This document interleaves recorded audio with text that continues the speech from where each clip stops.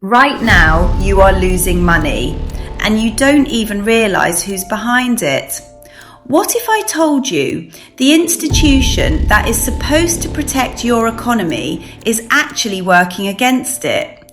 This isn't a theory, this is something you are already paying for. Look at what's happening around you. Prices keep rising, your purchasing power keeps shrinking, and no matter how hard people work, it feels like it's never enough. Mortgages are expensive, business loans are harder to access, and job opportunities increasingly uncertain. So the question is simple: why does this keep happening, even when policies are supposed to fix it? Let me introduce something most people never realise. This is not just inflation. This is what I call a controlled financial system shift. A system where central banks are not fully independent, but instead operate within a larger political and financial agenda. And once you see it, you can't unsee it. Let's break this down. First, monetary policy versus reality. In theory, when unemployment rises, interest rates should go down.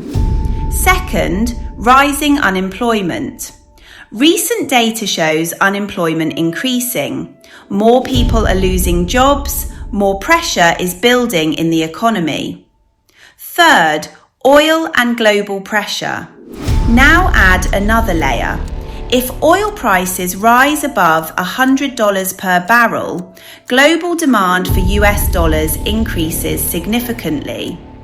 And here's the part most people miss. Later in this video, I'm going to show you why keeping interest rates high might actually be intentional, and how that decision alone could reshape your investments completely. Now we enter the most critical part. No matter what happens, you are placed in a losing position. Let's look at both scenarios. Scenario 1. Interest rates go down. Inflation spikes. Currency weakens. Cost of living increases. Scenario 2. Interest rates stay high. Businesses slow down. Hiring decreases. Debt becomes more expensive. Either way.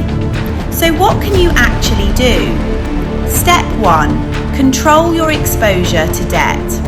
High interest environments punish debt. Reduce credit card balances, variable rate loans, because interest is silently draining your wealth.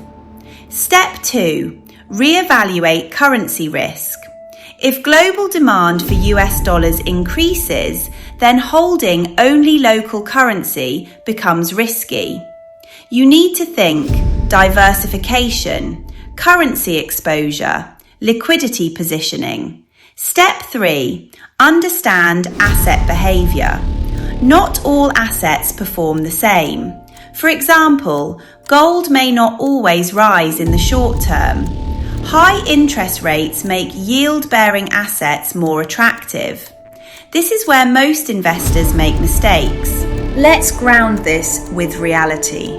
Unemployment continues to rise, interest rates remain elevated, global oil pressure is increasing. At the same time, currency demand shifts, capital flows change, market behaviour adapts. And again, this hits your wallet every single day. Here's the truth most people ignore. The old financial playbook no longer works. For years, people believed markets are rational, policies are neutral, systems are fair. But today, you need to think differently. You need to analyse incentives, understand power structures, and stop relying on surface-level narratives. Because in this system, those who understand the game move early. So let me ask you, who really controls your currency? Who benefits when inflation rises? And why does the system keep repeating the same cycle? This is not about fear. This is about awareness.